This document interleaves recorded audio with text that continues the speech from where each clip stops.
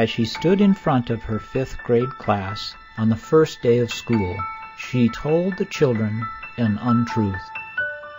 Like most teachers, she looked at her students and said that she loved them all the same. However, that was impossible, because there in the front row, slumped in his seat, was a little boy named Teddy Stallard.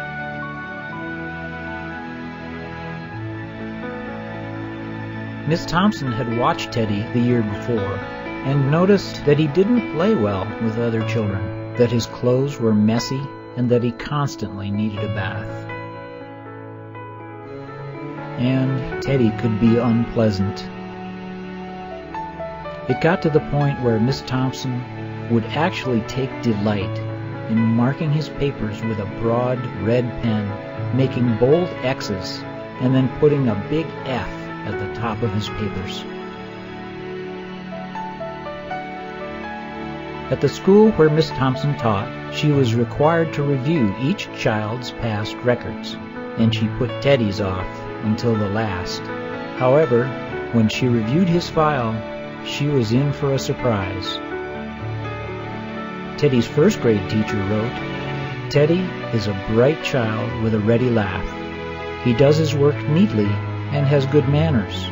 He is such a joy to be around." His 2nd grade teacher wrote, "Teddy is an excellent student, well liked by his classmates, but he is troubled because his mother has a terminal illness, and life at home must be a struggle." His 3rd grade teacher wrote, "His mother's death has been hard on him. He tries to do his best, but his father doesn't show much interest, and his home life will soon affect him if some steps aren't taken." Teddy's 4th grade teacher wrote, "Teddy is withdrawn and doesn't show much interest in school. He doesn't have many friends, and he sometimes sleeps in class." By now, Miss Thompson realized the problem, and she was ashamed of herself. She felt even worse when her students brought her Christmas presents, wrapped in beautiful ribbons and bright paper, except for Teddy's. His present was clumsily wrapped in heavy brown paper that he got from a grocery bag. Miss Thompson took pains to open it in the middle of the other presents. Some of the students started to laugh when she found a rhinestone bracelet with some of the stones missing and a bottle that was 1/4 full of perfume, but she stifled the children's laughter when she exclaimed how pretty the bracelet was, putting it on, and dabbing some of the perfume on her wrist. Teddy Stallard stayed after school that day, just long enough to say, "Miss Thompson, today you smell just like my mom used to." After the children left, she cried for at least an hour. On that very day, she quit teaching reading, writing, and arithmetic. Instead, she began to teach children. Miss Thompson paid particular attention to Teddy. As she worked with him, his mind began to come alive. The more she encouraged him, the faster he responded. By the end of the year, Teddy had become one of the smartest children in the class. And, despite her lie that she would love all the children the same, Teddy became one of her teacher's pets. A year later, she found a note under her door from Teddy, telling her that she was the best teacher he'd ever had in his whole life. 6 years went by before she got another note from Teddy. He then wrote that he had finished high school 3rd in his class, and she was still the best teacher he ever had in his whole life. 4 years after that, she got another letter, saying that while things had been tough at times, he'd stayed in school.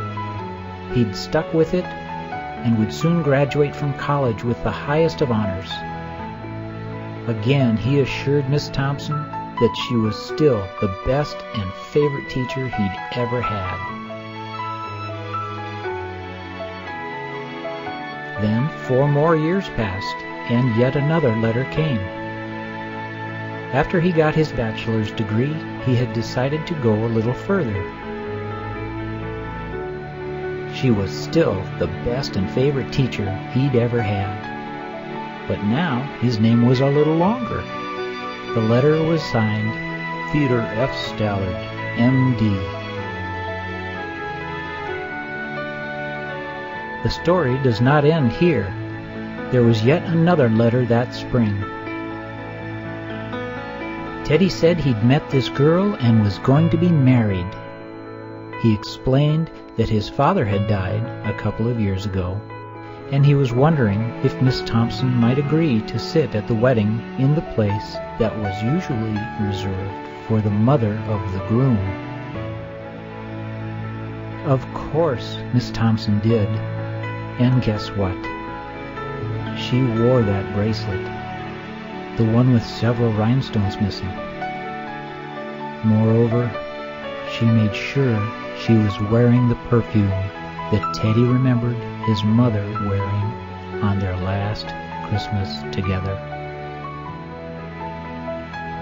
They hugged each other, and Dr. Stallard whispered in Miss Thompson's ear, "Thank you for believing in me. Thank you so much for making me feel important and showing me that I could make a difference." Miss Thompson, with tears in her eyes, whispered back. She said, "Teddy, you have it all wrong.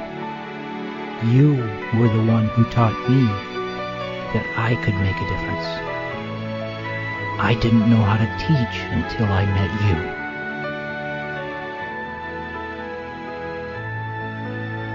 You can never tell what type of impact you may have on another's life by your actions or lack of action. Please consider this fact in your venture through life, and just try to make a difference in someone else's life today.